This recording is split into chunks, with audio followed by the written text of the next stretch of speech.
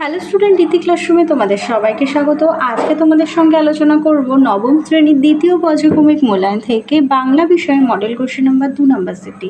তাহলে চলো আর দেরি না করে এবার দেখে নিই। একের এক, রাধারানীর সঙ্গে প্রতীকটির মালার দাম নির্ধারণ করেছিল 4 পয়সা। একের দুই, জানি না এত স্নিগ্ধ গন্ধ ঝরে। স্নিগ্ধ গন্ধ ঝরে হবে রূপসীর চুলের বিন্যাস থেকে।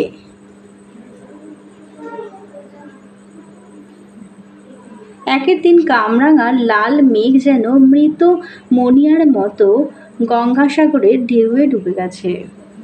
একের চার, কে এইখানে ঘর বেঁধেছে নিবিড় অনুরাগে। একের পাঁচ, মিসেস বুলের সম্পূর্ণ নাম হবে সারা বুল। একের ছয়, আলালের ভাষায় রচয়িতা হলেন প্যারীচাঁদ মিত্র। একের সাত, আর্গাস ম্যাজিক দেখাতে শুরু করে যে বয়স থেকে সেটি হলো 19। একের আট, লোকটি অত্যন্ত দাম্ভিক। রেখাঙ্কিত পদটি কি ধরনের পদ? হবে বিশেষণ পদ। নয়, টুপি শব্দটি কোন শ্রেণীর শব্দ? হবে দেশি শব্দ। চলে যাই 2 দাগে, কম বেশি 15টি শব্দে নিচের প্রশ্নগুলোর উত্তর দাও। 2-এর 1, একজন প্রকৃত সিংহীর প্রয়োজন। প্রকৃত সিংহী কাকে বলা হয়েছে? স্বামী বিবেকানন্দের চিঠি রচনায় প্রকৃত সিংহী বলা হয়েছে মিস নোবেলকে। 2-এর 2, ছাদে এসে বসলো এক ঝাঁক পায়রা। রেখাঙ্কিত পদটি কি ধরনের বিশেষ্য তা নির্ণয় করো। এটা হবে সমষ্টিবাচক বিশেষ্য পদ। সংকর শব্দটির অর্থ হবে মিশ্র। 2-এর 4, গড় বা হরতাল টকলি কোন প্রাদেশিক ভাষা থেকে বাংলা ভাষায় আগত? গুজরাটি ভাষা থেকে। আর 2-এর 5, যে ক্রিয়াপদের দ্বারা বাক্যের অর্থ স্পষ্ট করা যায় না তাকে বলে অসমাপিকা ক্রিয়া। 2-এর 6, যোগ শব্দ কাকে বলে? উদাহরণ দিয়ে বুঝিয়ে দাও। যেসব সাধিত শব্দ একাধিক ব্যুৎপত্তিগত অর্থের যে কোনো একটিকে বোঝায় তাকে যোগযুক্ত শব্দ বলে। যেমন পঙ্কজ ব্যুৎপত্তিগত অর্থ পাকে জন্মায়। পাকে অনেক কিছুই জন্মায়, কিন্তু পঙ্কজ শব্দটির ব্যবহারিক অর্থ কেবলই পদ্ম ফুলকেই বোঝায়। চলে যাই 3 দাগে, কম বেশি 150টি শব্দে নিজের যে কোনো একটি প্রশ্নের উত্তর দাও। 3-এর 1, আকাশে 7টি তারা যখন উঠেছে ফুটে আমি পাই টের।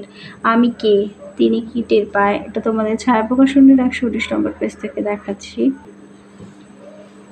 আকাশের 7টি তারা কবিতা থেকে গৃহীত। আলোচ্য পংক্তিটিতে আমি হলেন কবি জীবনানন্দ দাশ নিজে। আর টের পাওয়ার বিষয় হলো, যখন আকাশে 7টি তারা ফুটে ওঠে তখন কবি টের পায় যে বাংলার প্রকৃতি এবং সেই প্রকৃতি লালিত জীবনের মধ্যেই রয়েছে বাংলার প্রাণ। নরম ধানের গন্ধ, কলমির গন্ধ, হাঁসের পালক স্বর, পুকুরের জল, চাঁদা সরপুটিদের মৃদু গন্ধ, এইসবে কবির প্রাণ বাংলার প্রাণ খুঁজে পান। আবার কিশোরীর চাল ধোয়া ভিজে হাত কিংবা কিশোরের পায়ে দলা মুধা ঘাসে এই প্রাণময়তাকেই কবি দেখেন। খসে পড়া লাল বট ফলের ক্লান্ত নীরবতাকেই তিনি বাংলার প্রাণকে উপলব্ধি করেন। এই সবই তিনি টের পান আকাশে 7টি তারা উঠলে।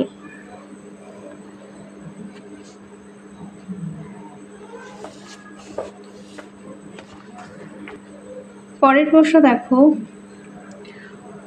ফুরোয় না সেই একগুঁয়েটার দুরন্ত পিপাসা। এখানে একগুঁয়েটার দুরন্ত পিপাসা বলতে কি বোঝানো হয়েছে? পিপাসা ফুরোয় না বলতে কি বোঝাতে চেয়েছেন কবি?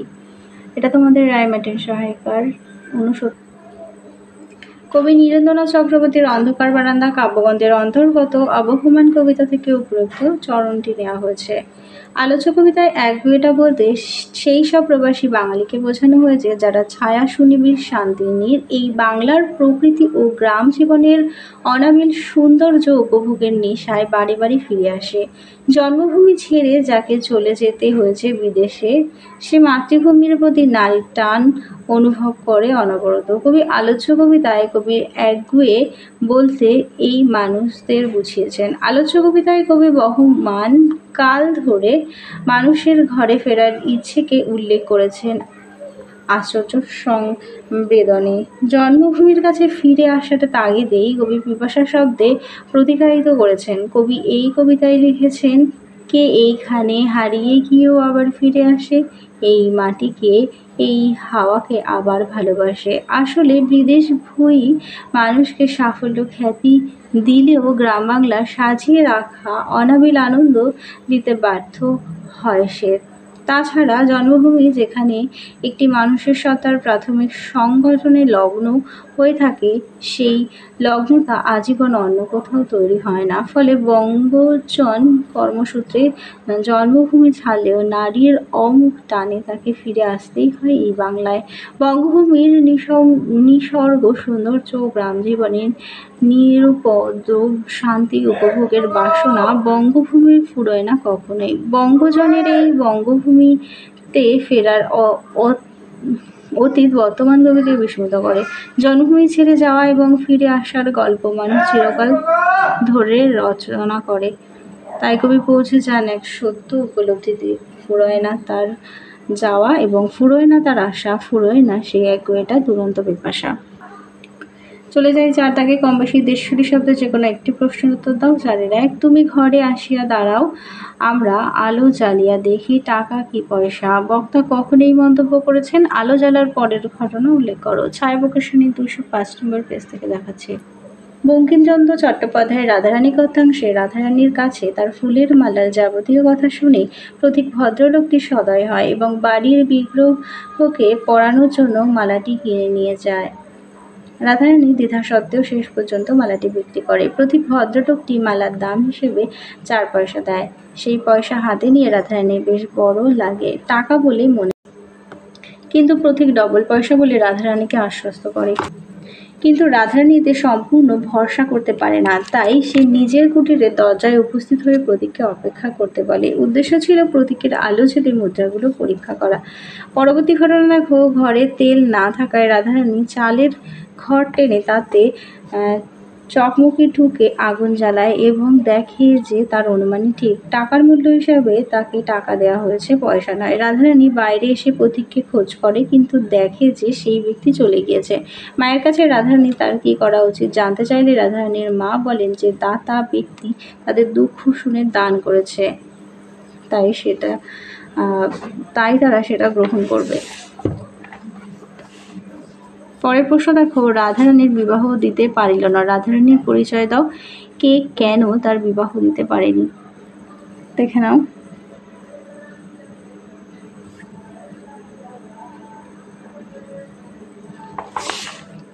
পরের প্রশ্নটি দেখো। 5 দাগে 5-এর 1, সংস্কৃত ভাষা আত্মনির্ভরশীল। সংস্কৃত ভাষা আত্মনির্ভরশীলতার পরিচয় দাও। বাংলা ভাষাকে আত্মনির্ভরশীল ভাষা বলা যায় না কেন?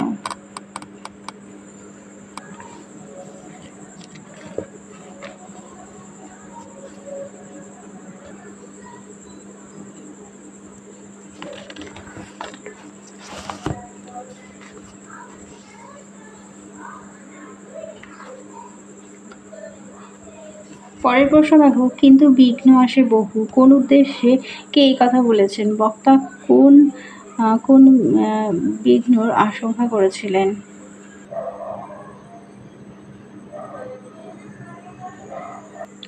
আর এখান থেকে দেখো তোমাদের দেয়া আছে যে কোন কোন বিঘ্নের কথা বলা হয়েছে। বিবেকানন্দ ভারতবর্ষের নারী কল্যাণের জন্য মিস নোবেলকে আমন্ত্রণ জানিয়েও তার কাজের পথে সৃষ্ট নানা বিঘ্নের উল্লেখ করেছেন। তিনি বলেছেন এদেশের মানুষের মানসিকতা, আর্থসামাজিক প্রতিকূলতা, শাসিতের সম্পর্ক, প্রাকৃতিক প্রতিকূলতা, ইউরোপীয় স্বাচ্ছন্দ্যের অভাব এবং সর্বোপরি শেষাঙ্গ মানুষের সন্দেহ মিস নোবেলের কর্মপথের বাধা হয়ে উঠবে। এদেশের মানুষদের জাতি এবং স্পর্শ সম্পর্কে যে বিকট ধারণা ও শ্বেতাঙ্গদের ব্যবহারে তাদের প্রতি যে ভয় ও ঘৃণা তারা পোষণ করে, তার সঙ্গে মিস নোবেল এবং পানীয় জল অসম্ভব মনে হতে পারে। আবার শ্বেতাঙ্গ শাসকরা এই কাজকে নোবেলের খামখেয়ালিপনা মনে করতে পারে। এই সমস্ত বাধাবিঘ্নের কথাই বিবেকানন্দ তার চিঠিতে ব্যক্ত করেছেন। চলে যাই 6 দাগে। 6-এর 1, আমার অরনিধন যন্ত্র আজ তৈরি শেষ হলো। যন্ত্রটির পরিচয় দাও আর এই যন্ত্রটির ব্যবহার কিভাবে শুরু হয়। দেখো এখানে যন্ত্রটি সম্পর্কে দেওয়া, যন্ত্রটির ব্যবহার।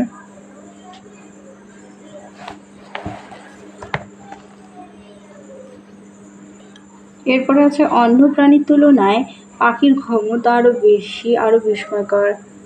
গল্পের অনুসরণে মন্তব্যটি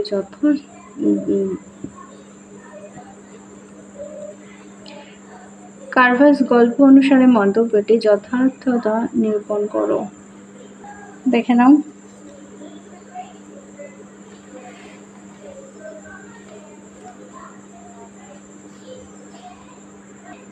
এরপরে দেখো ভাবার্থ লেখো। 26 দাগের এই ভাবার্থটা ছিল।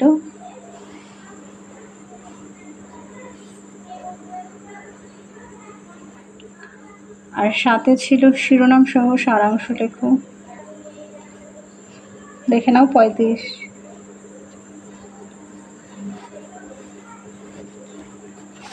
তাহলে চলো 2 নম্বর মডেল সেটটি সমাধান করে দিলাম। ভিডিওটা ভালো লাগলে অবশ্যই লাইক করো। আবার দেখা হচ্ছে পরবর্তী আরেকটি ভিডিওতে।